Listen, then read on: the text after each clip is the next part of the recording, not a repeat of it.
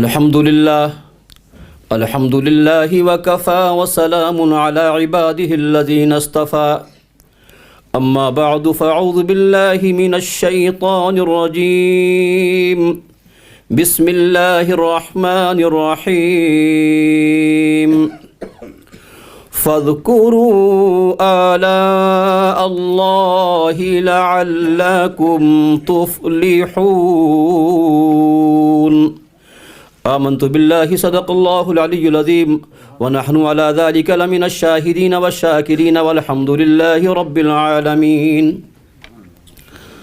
حضرات، آج ہم اللہ کے محبوب اپنے آقا و مولا جناب محمد رسول اللہ صلی اللہ علیہ وسلم کا عید میلاد النبی یوم پیدائش منا رہے ہیں۔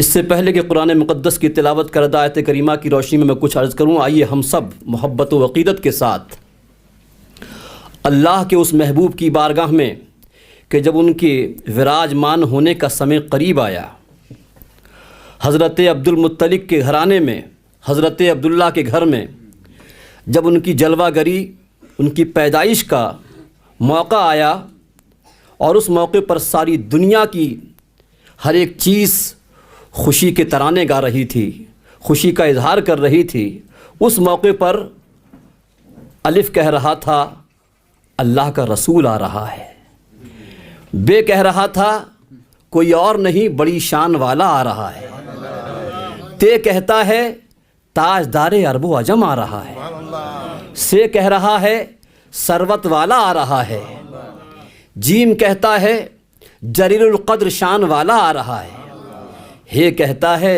اے دنیا والو غور سے سنو، اچھی طریقے سے یاد رکھو حبیب خدا آ رہا ہے، خے کہتا ہے خاتم النبیین آ رہا ہے، خاتم النبیین خاتم الانبیاء آ رہا ہے، دال کہتا ہے دونوں عالم کا تاجدار آ رہا ہے، زال کہتا ہے ذالک الکتاب والا آ رہا ہے، رے کہتا ہے رحمت للعالمین آ رہا ہے، زے کہتا ہے زمانے کا امام آ رہا ہے، سین کہتا ہے ساقی کوثر آ رہا ہے، شین کہتا ہے شافع محشر آ رہا ہے، صاد کہتا ہے صاحب قاب قوسین آ رہا ہے، ضاد کہتا ہے ضعیفوں کا ماوا آ رہا ہے، تو کہتا ہے طٰہٰ و یاسین شان والا آ رہا ہے، زو کہتا ہے ظلم کا ظالموں کا خاتمہ کرنے والا آ رہا ہے، عین کہتا ہے عرب و عجم کا تاجدار آ رہا ہے، غین کہتا ہے غریبوں کا مسیحا آ رہا ہے،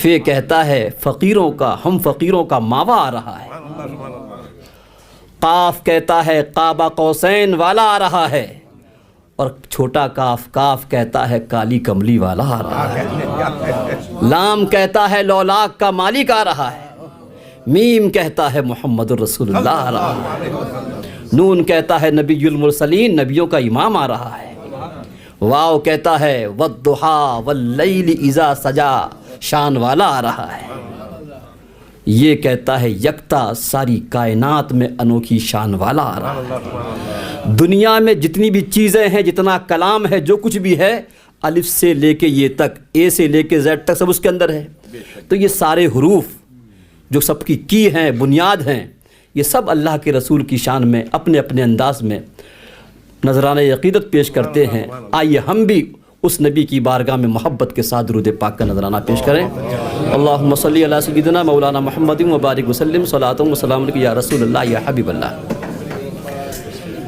حضرات، وقت کم ہے، اس لیے میں سوچتا ہوں کہ کم وقت میں کچھ بیان کیا جائے، چونکہ ہم لوگ جب اسٹیج پہ آتے ہیں تو 2 گھنٹے 2.5 گھنٹے کیسے گزر جاتے ہیں پتہ ہی نہیں چلتا ہے، تو وقت کم ہے، ہم کو کم وقت میں سرکار دو عالم صلی اللہ علیہ وسلم کی پیدائش کے تعلق سے، عید میلاد کے تعلق سے کچھ عرض کرنا ہے۔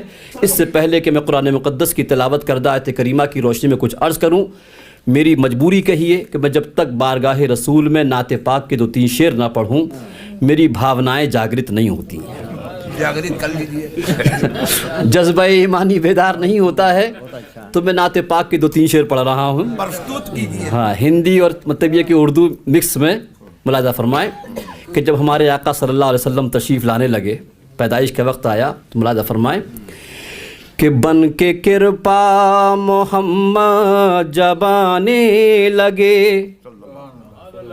بن کے کرپا رحمت، بن کے کرپا محمد جب آنے لگے، دھرتی امبر سبھی مسکرانے لگے۔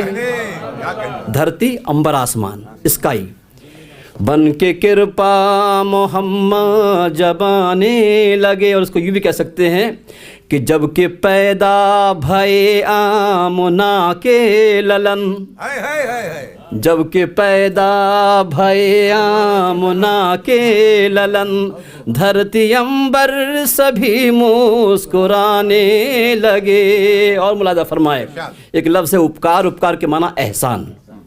یہ ہے اپکار رب کا کہ بھیجا انہیں، یہ ہے اپکار رب کا کہ بھیجا انہیں، یہ ہے اپکار رب کا کہ بھیجا انہیں، راکھ چھس جب کہ دنیا پہ چھانے لگے۔ راکچھس شیطان، یہ ہے اپکار رب کا کہ بھیجا انہیں، یہ ہے اپکار رب کا کہ بھیجا انہیں، راکھ چھس جب کہ دنیا پہ چھانے لگے۔ اور ملاحظہ فرمائیں کہ آج جب گنبد خضرا ہماری نگاہوں کے سامنے آتا ہے تو کیا منظر ہوتا ہے کہ سبز گنبد پہ پہنچی نظر جس گھڑی، سبز گنبدی پہ پہنچی نظر جس گھڑی، وہ درشے بڑے ہی سہانے لگے۔ درش وہ منظر، وہ گھڑی، سبز گنبد پہ پہنچی نظر جس گھڑی، وہ درشے بڑے ہی سہانے لگے۔ اور بس آخری شعر ملاحظہ فرمائیں کہ ان کے آنے سے سمپور سنسار میں، کیا کہنے سمپور، تمام سمست، ان کے آنے سے سمپور سنسار میں، روشنی کے دیے جگمگانے لگے۔ ان کے آنے سے سمپور سنسار میں، روشنی کے دیے جگمگانے لگے، بن کے کرپا محمد جب آنے لگے، دھرتی امبر سبھی مسکرانے لگے۔ درود پاک پڑھیں۔ اللہم صلی علی سیدنا مولانا محمد وبارک وسلم، صلاۃ و سلام علیک یا رسول اللہ یا حبیب اللہ یا نبی اللہ۔ میں نے قرآن کریم سورہ اعراف آیت نمبر 59 آپ کے سامنے تلاوت کی، جس میں اللہ تبارک و تعالیٰ ارشاد فرما رہا ہے کہ فَاذْكُرُوا آلاء اللّٰہِ لَعَلَّكُمْ تُفْلِحُونَ۔ اے لوگو، اللہ کی نعمتوں کو یاد کرو تاکہ تم کامیاب ہو جاؤ۔ اللہ کی نعمتوں کو بیان کرو تاکہ تم سکسیز ہو جاؤ۔ اللہ کی نعمتوں کا چرچا کرو تاکہ تم سفل ہو جاؤ۔ So remember the favors of Allah that you might succeed۔ اللہ کی نعمتوں کا چرچا کرو تاکہ تم کامیاب ہو جاؤ۔ قرآن کریم میں دوسرے مقام پر فرمایا گیا کہ یا ایھا الناس اذکروا نعمت اللہ علیکم، اے لوگو، اللہ نے تم پر جو نعمتیں نازل فرمائی ہیں ان کا چرچا کرو، ان کا گڑگان کرو، ان کے گیت گاؤ تاکہ تم کامیاب ہو جاؤ۔ قرآن کریم میں ایک تیسرے مقام پر فرمایا گیا، جیسے کہ ابھی حضرت مولانا فارس صاحب قبلہ نے سورہ والضحیٰ کی وہ آیت کریمہ کی وَأَمَّا بِنِعْمَتِ رَبِّكَ فَحَدِّثْ، اپنے رب کی نعمت کا چرچا کرو، بیان کرو، ان کا ذکر کرو۔ قرآن کریم میں جگہ جگہ بیان کیا گیا۔ اب سوال پیدا ہوتا ہے کہ پروردگار فرما رہا ہے کہ میری نعمتوں کا چرچا کرو، میری نعمتوں کو بیان کرو، تو اللہ کی نعمتیں تو بے شمار ہیں، اللہ کی نعمتیں بے شمار ہیں۔ قسم خدا کی ہم اللہ کی نعمتوں کا چرچا نہیں کر سکتے، اس کی نعمتیں بیان نہیں کر سکتے، اس لیے کہ اس کی اربوں خربوں لاکھوں نعمتیں ہیں۔ ہم جو جی رہے ہیں یہ بھی اللہ کی نعمت، یہ ہاتھ اللہ کی نعمت، یہ پیر اللہ کی نعمت، یہ اولاد اللہ کی نعمت، یہ زندگی اللہ کی نعمت۔ ارے اور ساری نعمتوں کو تو چھوڑیے، ہم اگر چاہیں اللہ کی ایک نعمت کا چرچا کریں تو ایک بھی نعمت کا چرچا نہیں کر سکتے، اور وہ کون سی؟ سانس اندر سے باہر آتی ہے اللہ کی نعمت، اور باہر سے اندر جاتی ہے اللہ کی نعمت۔ اب ذرا سوچو کہ اندر سے باہر نہ جائے اور باہر سے اندر نہ جائے تو اور نعمتیں تو بہت بڑی بات ہیں، ہم صرف سانس جو ہے اس کی بھی چرچا نہیں کر سکتے، اس کو بھی بیان نہیں کر سکتے۔ اور حقیقت یہ ہے کہ اگر کوئی عقل کا مارا ہوا یہ کہے کہ میں 1000 تسبیح لے کر کے اس کو گن لوں گا، اللہ کی نعمتوں کو ذکر کروں گا، تو جب تک آپ جاگتے رہیں گے اس کو کر لیں گے، لیکن جب سوئیں گے تو یہ ڈیوٹی کون انجام دے گا؟ تو ہم اللہ کی نعمتوں کا چرچا، اور میں نہیں کہہ رہا ہوں، قرآن کریم 14ویں پارے کے اندر 14 کے اندر پروردگار خود فرما رہا ہے کہ وَإِن تَعُدُّوا نِعْمَةَ اللَّهِ لَا تُحْصُوهَا، اگر تم اللہ کی نعمتوں کو شمار کرنا چاہو، کاؤنٹ کرنا چاہو تو اس کی نعمتوں کو شمار نہیں کر سکتے۔ تو ایک طرف اللہ تبارک و تعالیٰ فرما رہا ہے کہ میری نعمتوں کا چرچا کرو، اور دوسری طرف فرما رہا ہے کہ میری نعمتوں کو تم کاؤنٹ کرنا چاہو تو نہیں کر سکتے۔ آخر وہ کہنا کیا چاہتا ہے؟ ایک طرف کہتا ہے میری نعمت کا چرچا کرو، بیان کرو، ذکر کرو، اور دوسری طرف فرما رہا کہ تم نہیں کر سکتے۔ آخر فلسفہ کیا ہے؟ آخر راز کیا ہے؟ تو ہمارے علماء کرام نے ہم کو بتایا ہے کہ اس کا فلسفہ یہ ہے، اس کا راز یہ ہے، اور اس کے اندر بتایا یہ گیا ہے کہ تم ساری نعمتوں کا چرچا نہیں کر سکتے، ساری نعمتوں کو بیان نہیں کر سکتے۔ ایک ایسی نعمت تلاش کرو کہ اگر اس کا ذکر ہو جائے، اس کی چرچا ہو جائے تو ہر چیز، ہر نعمت کا چرچا ہو جائے، ہر نعمت کا گڑگان ہو جائے۔ جب ہم نے اس کو تلاش کیا قرآن کریم میں کہ قرآن کریم ہماری رہنمائی فرما، کون سی ایسی نعمت ہے کہ جس کے صدقے میں ساری نعمتیں ہیں، اگر اس کا چرچا ہو جائے تو ساری نعمتوں کا اپنے آپ چرچا ہو جائے گا۔ سمجھتے ہیں نعمت؟ بلیسنگ، اللہ کی نعمت، اس کا چرچا ہو جائے تو سب کا چرچا ہو جائے۔ جب ہم نے قرآن کریم کو تلاش کیا، قرآن کریم کو پڑھا، تو قرآن کریم ہم ہماری رہنمائی کرتے ہوئے ارشاد فرمایا لَقَدْ مَنَّ اللَّهُ عَلَى الْمُؤْمِنِينَ إِذْ بَعَثَ فِيهِمْ رَسُولًا، یعنی اللہ نے ہم کو زندگی دی، ہاتھ دیے، اولاد دی، بیوی بچے دیے، دنیا دی، زندگی دی، لیکن کسی نعمت کے اوپر احسان نہیں جتایا، اپکار نہیں جتایا۔ لیکن جب اپنے محبوب صلی اللہ علیہ وسلم کو اس دنیا میں بھیجا تو احسان کے ساتھ بھیجا، فرمایا کہ میرا رسول تشریف لا رہا ہے اور یہ میں نے تمہارے اوپر بہت بڑا احسان فرمایا ہے۔ معلوم ہوا کہ اللہ تعالیٰ جس نعمت کو دے کر کے احسان فرما رہا ہے وہی جان نعمت ہے، وہی سب سے بڑی نعمت ہے، وہی ساری نعمتوں کی مطلب یہ کہ عظیم نعمت ہے، اس کا چرچا کر لیا جائے، اس کا ذکر کر لیا جائے، ساری نعمتوں کا اپنے آپ چرچا ہو جائے، ساری نعمتوں کا اپنے آپ چرچا ہو جائے گا، اپنا آپ ذکر ہو جائے گا۔ تو قرآن کریم کے اندر اللہ تبارک و تعالیٰ ہم سے جگہ جگہ یہ فرما رہا ہے کہ میرے محبوب کا چرچا کرو، میرے محبوب کا تذکرہ کرو، بیان کرو، ان کی محفلیں سجاؤ، ان کے گیت گاؤ، ان کی چرچا کرو۔ اور حضرات یہ حقیقت ہے، قرآن بھی فرما رہا ہے اور بخاری شریف کی حدیث پاک ہے، بخاری شریف میں فرمایا گیا کہ اللہ کی سب سے بڑی نعمت، نعمت عظمیٰ، گریٹ نعمت ہمارے آقا صلی اللہ علیہ وسلم کی ذات۔ اگر یہ نعمت نہ آتی تو ہم کو کوئی نعمت نہیں ملتی۔ لہذا قرآن کریم کے اندر ہمارے اوپر واجب کیا گیا ہے، کیا فرمایا گیا ہے؟ واجب کیا گیا ہے کہ تمہارے اوپر میری اس عظیم نعمت، نعمت عظمیٰ کا چرچا کرنا، ذکر کرنا تمہارے اوپر واجب ہے۔ اگر ہم اس واجب کو ادا نہیں کریں گے تو ظاہر بات ہے گناہ۔ تو سرکار دو عالم صلی اللہ علیہ وسلم اللہ کی عظیم نعمت ہیں جن کا چرچا کرنا، جن کا بیان کرنا ہمارے اوپر واجب کیا گیا ہے۔ اسی لیے ہم سنی مسلمان جب عید 12 ربیع الاول کا مہینہ آتا ہے تو عید میلاد النبی کے نام سے ان کے نام کی محفلیں سجاتے ہیں۔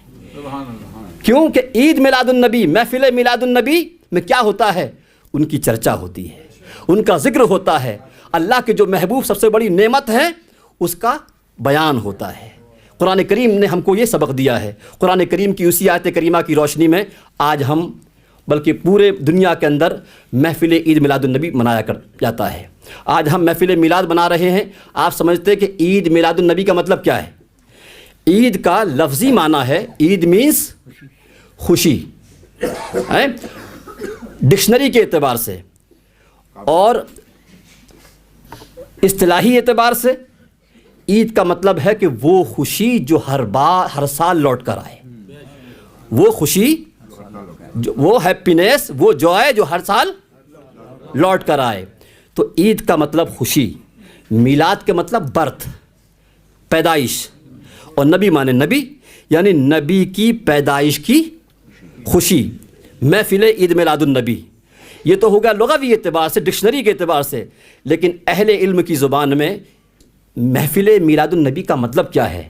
اس کا مطلب ہے کہ وہ محفل، وہ سبھا، وہ جلسہ، وہ کانفرنس جس میں اللہ کے رسول صلی اللہ علیہ وسلم جب پیدا ہوئے تو آپ کے پیدائش کے وقت جو خدائی کرشمے ظاہر ہوئے، جو معجزے ظاہر ہوئے، ان کا بیان کرنا اور سرکار کی سیرت پہ روشنی ڈالنا، اس کا نام ہے محفل میلاد النبی۔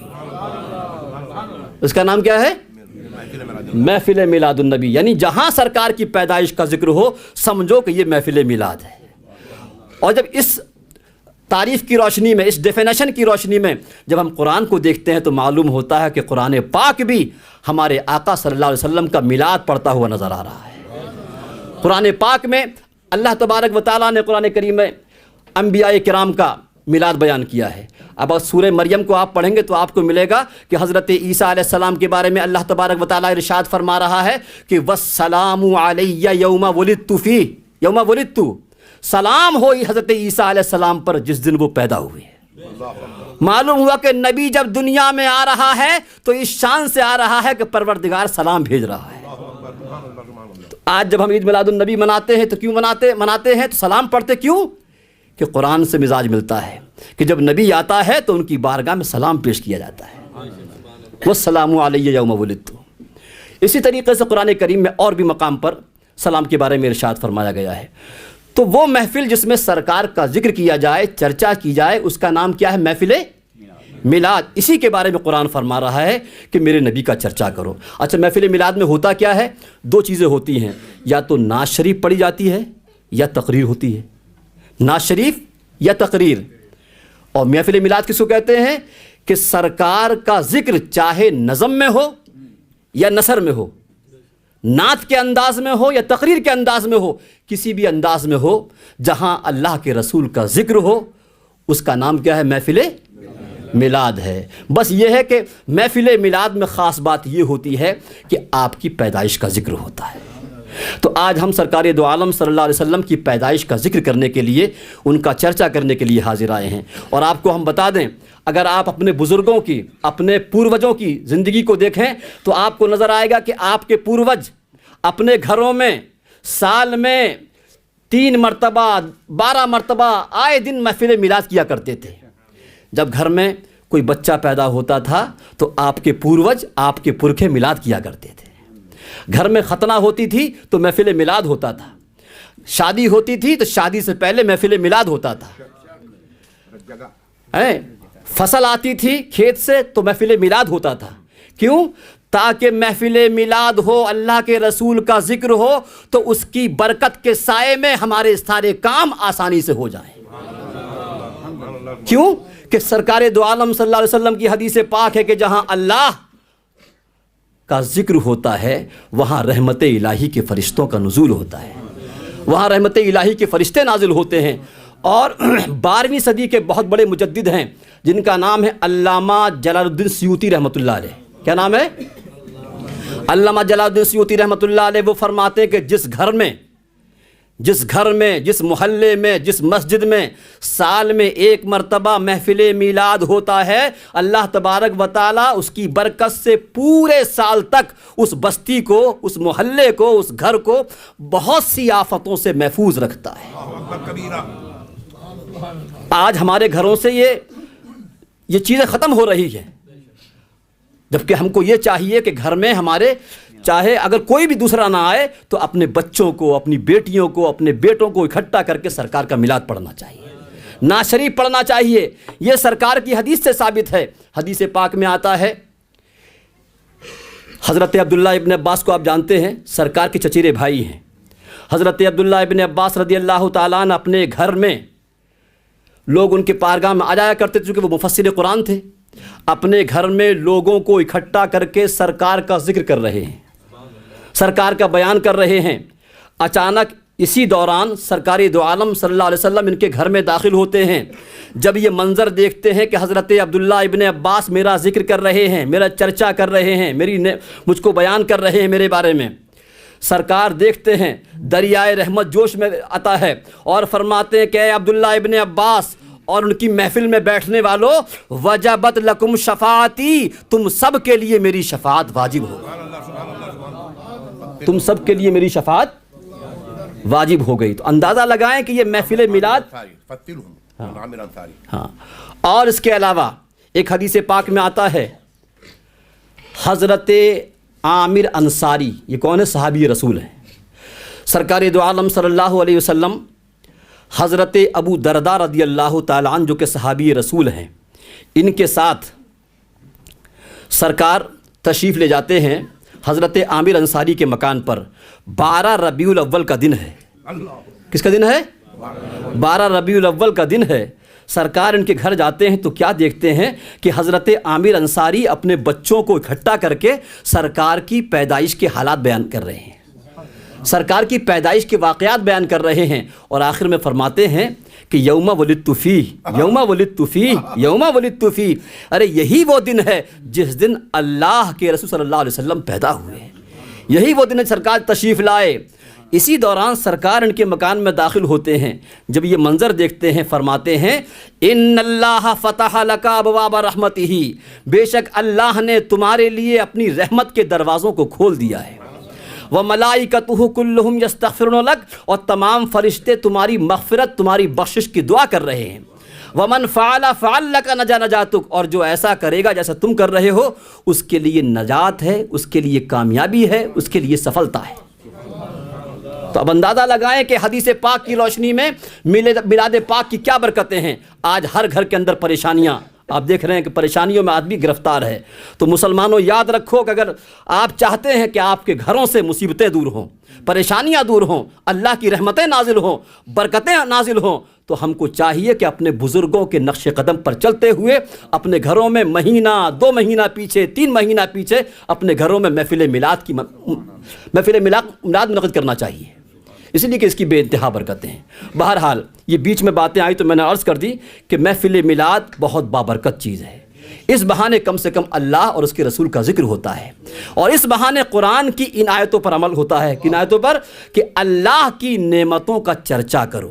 اور سب سے بڑی نعمت کیا ہے؟ سرکار کی ذات. یعنی مطلب یہ ہے کہ میرے محبوب کا چرچا کرو، میرے محبوب کا بیان کرو تاکہ تم کامیاب ہو جاؤ. یہ کون فرما رہا ہے؟ قرآن فرما رہا ہے. اور حضرات قسم خدا کی، جب ہم اللہ کے رسول کا ذکر کرتے ہیں، چرچا کرتے ہیں، تو ایمان کو تازگی ملتی ہے، ایمان کو تازگی ملتی ہے. کملائے ہوئے دل کھل جاتے ہیں. کبھی سرکار دو عالم صلی اللہ علیہ وسلم کے چہرہ انور کے بارے میں بیان کرتے ہیں، کبھی آپ کی سیرت کے بارے میں بیان کرتے ہیں. مسلمانوں یاد رکھو کہ سرکار کی سیرت کے بارے میں تو پورے سال ہم کام کرتے ہیں. بھئی نماز سرکار کی سیرت، روزہ سرکار کی سیرت، زکوٰۃ سرکار کی سیرت، حج سرکار کی سیرت. لیکن جب سرکار کی پیدائش کے بارے میں، ان کی خوبیوں کے بارے میں بیان کرتے ہیں تو یہ سرکار کا میلاد ہے. تو ہم کو سرکار کا میلاد پاک بھی بیان کرنا چاہیے، اور اپنے بچوں کو سرکار کی سیرت کے بارے میں، ان کے حسن کے بارے میں، کہ ماشاءاللہ ہمارے آقا صلی اللہ علیہ وسلم کی کیا ذات ہے. اب جب ہم صحابہ کرام کو دیکھتے ہیں، ارے ہمارے آقا صلی اللہ علیہ وسلم نے اپنے بارے میں خود بیان فرمایا. کیوں؟ تاکہ میرے امتی میری سیرت کو، میری عادت کو، میرے جمال کو اپنے دل و دماغ میں بسائیں اور اسی کی روشنی میں اپنی زندگی گزاریں. سرکار دو عالم صلی اللہ علیہ وسلم کے جب حسن کے بارے میں ہم دیکھتے ہیں، حدیث پاک کا مطالعہ کرتے ہیں، تو ذرا غور فرمائیں. چونکہ وقت کم ہے میں چند باتیں عرض کر رہا ہوں. حدیث پاک میں آتا ہے، ہم پوچھتے ہیں کہ یا رسول اللہ آج ہم آپ کا جشن منا رہے ہیں، میلاد کر رہے ہیں، ذکر کر رہے ہیں، ذرا آپ اپنے بارے میں بتائیے کہ آپ کا چہرہ کیسا تھا، آپ کا چہرہ کیسا تھا، آپ کا قد کیسا تھا، آپ کی شخصیت کیسی تھی. تو بہت مختصر انداز میں بس 3 باتیں یاد رکھیں. سرکار دو عالم صلی اللہ علیہ وسلم نے ارشاد فرمایا کانا رسول اللہ صلی اللہ علیہ وسلم ابیض ملیحا مقصدا. 3 چیزیں سرکار فرماتے ہیں. سرکار دو عالم صلی اللہ علیہ وسلم کا جو چہرہ تھا وہ سفید تھا جس کے اندر سرخی ملی ہوئی تھی. حسن و جمال کیسا تھا؟ چہرہ یاد رکھیے سرکار کا چہرہ کیسا تھا؟ وائٹ لیکن اس کے اندر سرخی ملی ہوئی تھی. اور دوسرا آپ کا حسن و جمال کیسا تھا؟ حسن کیسا تھا؟ سرکار فرماتے ملیحن. حدیث میں آتا کیا تھا؟ ملیحن. آپ کا چہرہ جو تھا وہ حسن جو تھا وہ نمکین تھا. ایک ہوتا ہے میٹھا حسن اور ایک ہوتا ہے نمکین حسن. میٹھا حسن آدمی کو تڑپا دیتا ہے, بے قرار کر دیتا ہے, آدمی ہوش کھو بیٹھتا ہے. اور نمکین حسن وہ ہوتا ہے کہ آدمی دیکھے تو دیکھتا رہ جائے, آدمی دیکھے تو دیکھتا رہ جائے. تو میرے آقا صلی اللہ علیہ وسلم کا حسن کیسا تھا؟ نمکین حسن تھا. ہمارے آقا خود فرماتے ہیں کہ انا املہ و اخی یوسف ملیح و اخی یوسف اصبح. سرکار فرماتے کہ میں نمکین حسن والا ہوں, حسن ملیح رکھتا ہوں, اور میرے بھائی یوسف جو تھے وہ میٹھا حسن رکھنے والے تھے. کیسا؟ تو ہمارے نبی کا چہرہ کیسا تھا؟ سفید تھا, وائٹ تھا, اس کے اندر سرخی ملی ہوئی تھی. حسن کیسا تھا؟ نمکین تھا, ملیح تھا. اور آپ جانتے ہیں کہ حضرت یوسف کا میٹھا حسن تھا. مصر کی عورتوں نے دیکھا تو اپنی انگلیاں کاٹ لیں, لیکن نبی اکرم صلی اللہ علیہ وسلم کے حسن پر پردے پڑے ہوئے تھے. کیا پڑے تھے؟ علماء کرام فرماتے کہ نبی کے جمال پر 70,000 پردے پڑے ہوئے تھے, لیکن اس کے باوجود آپ دیکھیں کہ کتنے لوگوں نے آپ کے عشق میں اپنی گردنیں کٹا دی. اور آج بھی جب ان کے بارے میں کوئی بات آتی ہے تو مسلمان جان قربان کرنے کو تیار ہو جاتا ہے. اور آپ کا قد کیسا تھا؟ آپ کا قد کیسا تھا؟ تو حدیث میں فرمایا گیا کانا رسول اللہ صلی اللہ علیہ وسلم ابیض ملیحا مقصدا.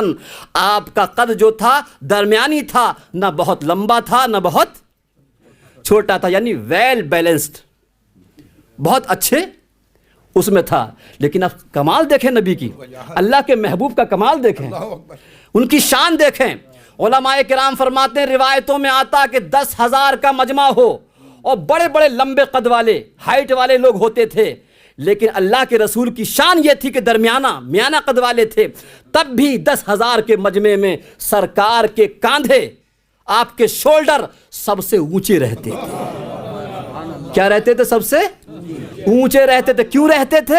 ارے سرکار کا وہ شولڈر تھا, وہ کاندھا تھا جس پر مہر نبوت تھی, اور مہر نبوت کسی سے نیچے نہیں ہو سکتی ہے. تو سرکار دو عالم صلی اللہ علیہ وسلم کا وہ حسن تھا کہ لوگ دیکھتے تھے تو دیکھتے رہ جاتے تھے. بات بہت ویسی ہے لیکن میں صرف ایک واقعہ بیان کرتا ہوں, علامہ زرقانی نے بیان کیا ہے. علامہ زرقانی بیان پر فرماتے ہیں کہ ایک دن سرکار دو عالم صلی اللہ علیہ وسلم مدینہ شریف سے باہر وادی میں نکل گئے, جنگل میں نکل گئے. جب باہر جنگل میں گئے تو کیا دیکھا کہ ایک قافلہ وہاں پر رکا ہوا ہے, ایک قافلہ ٹھہرا ہوا ہے, اور ان کے اونٹ چر رہے ہیں, کیمل, ان کے اونٹ چر رہے ہیں. آپ کو ایک اونٹ پسند آ گیا سرخ رنگ کا. آپ نے قبیلے کے قافلے کے جو مالک تھا اس سے کہا کہ بھائی یہ اونٹ بیچو گے؟ تو انہوں نے کہا کہ بیچیں گے. کہا کتنے کا ہے؟ کہا کہ اتنے کا ہے. معاملہ طے ہو گیا. تو سرکار دو عالم صلی اللہ علیہ وسلم نے فرمایا کہ میں اونٹ خریدنے کے ارادے سے نہیں آیا تھا, میں تو ایسی مطلب یہ کہ ایک واک کرتا ہوا چلتا ہوا یہاں آ گیا تھا, لہذا آپ اونٹ میرے حوالے کر دیجئے, میں پیسہ آپ کو بھجوا دوں گا. ان لوگوں نے اونٹ آپ کو دے دیا. اونٹ کی نکیل پکڑ کے آپ تشریف لے آئے. جب سرکار جانے لگے تو سارے لوگ حیرت سے دیکھنے لگے, سارے لوگ حیرت سے دیکھنے لگے. کچھ دیر کے بعد جب حیرت سے باہر آئے تو آپس میں کہنے لگے بھائی ہم لوگ عجیب ہیں, ایک اجنبی آدمی آیا, ایک قیمتی اونٹ لے کے چلا گیا, نہ اس سے پتہ پوچھا, نہ اس کا مطلب راستہ پوچھا, کہاں مکان ہے, کیا ہے, ہم کو تو مطلب یہ کہ ہم بیوقوف بن گئے. تو کہنے لگے بھائی کیا بتائیں, جب وہ باتیں کر رہا تھا تو لگ رہا تھا جیسے منہ سے پھول جھڑ رہے ہیں, جیسے پھول جھڑ رہے ہیں. میں اس کے باتوں کو دیکھتا رہ گیا, میں اس سے بات نہیں کر پایا. دوسرا کہنے لگا میں اس کی نورانی زلفوں میں کھو گیا. میں اس کی زلفوں میں کھو گیا، میری ہمت ہی نہیں پڑی۔ تیسرا بولا کہ میں اس کے حسن کو دیکھتا رہ گیا، اس کے حسن میں وہ نورانیت تھی۔ تینوں یہ کہا کہ سب کچھ اب تو ہوش میں آئے ہم، اب کیا کیا جائے، اب کیا کیا جائے؟ وہ تو ہمارا اونٹ مطلب یہ ہم سے غصب کر کے لے گیا، تو اب قبیلے کے قافلے کی سردار کی بیوی جو کہ ٹینٹ کے اندر پردے کے اندر بیٹھی تھی، پردہ ہٹایا اور کہنے لگا خبردار، انا ضامنۃ لثمن جمالکم، انا ضامنۃ لثمن جمالکم لا یحضر بکم، تمہارے اونٹ کی قیمت دینے کا میں وعدہ کرتی ہوں، اگر وہ نہیں آتا ہے تو، اگر وہ نہیں آتا ہے تو تمہارے اونٹ کی قیمت میں دوں گی۔ خبردار جو اس کے بارے میں ایک لفظ بھی زبان سے نکالا۔ جب قبیلے کے قافلے کے سردار کی بیوی نے یہ کہا کہ اچھا تم ان کو جانتی ہو؟ کہا جانتی میں بھی نہیں ہوں، جانتی میں بھی نہیں ہوں۔ کہ جانتی تم نہیں، پھر تم نے ضمانت کیسے لی، گارنٹی کیسے لی؟ کہا کہ جب تم لوگ باتیں کر رہے تھے، اونٹ کا سودا کر رہے تھے، میں نے بھی پردہ ہٹا کر جب دیکھا تو میں نے سوچا کہ جو اتنا نورانی چہرہ والا ہو، جو ایسے حسین چہرے والا ہو، وہ جھوٹا نہیں ہو سکتا، وہ جھوٹا نہیں ہو سکتا۔ کچھ ہی دیر گزری تھی کہ سرکار دو عالم صلی اللہ علیہ وسلم کے غلام آئے، اور آنے کے بعد پوچھا بھائی قافلے والے کون ہیں؟ کہا کہ ہم لوگ ہیں۔ کہا کہ اچھا، ہمارے آقا صلی اللہ علیہ وسلم نے تمہاری میزبانی کے لیے کھجوریں بھیجی ہیں، اور یہ تمہارے اونٹ کی قیمت ہے۔ پہلے مہمان نوازی فرمائی اور ساتھ ساتھ اونٹ کی قیمت۔ کہنے لگے قیمت تو بعد میں لیں گے، پہلے اس کا پتہ بتا، اس لیے کہ ہم خود ہی اس کے ہاتھ پر بک گئے۔ اس کے بعد وہ لوگ پورا قافلہ سردار کے ان کے ساتھ، غلاموں کے ساتھ سرکار کی بارگاہ میں آیا۔ کہا کہ وہ جو مدینہ ہے، جو کھجوروں کی مطلب یہ ایک بستی ہے، وہاں رہتے ہیں۔ آئے، اور آنے کے بعد سارے لوگ، سارا قافلہ نبی کے ہاتھ پر کلمہ پڑھ کے مسلمان ہو گئے۔ تو سرکار دو عالم صلی اللہ علیہ وسلم کے حسن، آپ کی پیدائش کے اس طرح کے واقعات بیان کرنے سے ایمان کو تازگی ملتی ہے۔ ذرا غور فرمائیں کہ اللہ نے جس شخصیت کو ساری کائنات کے لیے نور بنا کر بھیجا، جب اس کا یہ عالم ہے تو جو ہمارا کریٹر ہے، جو ہمارا خالق ہے، اس کا کیا عالم ہو۔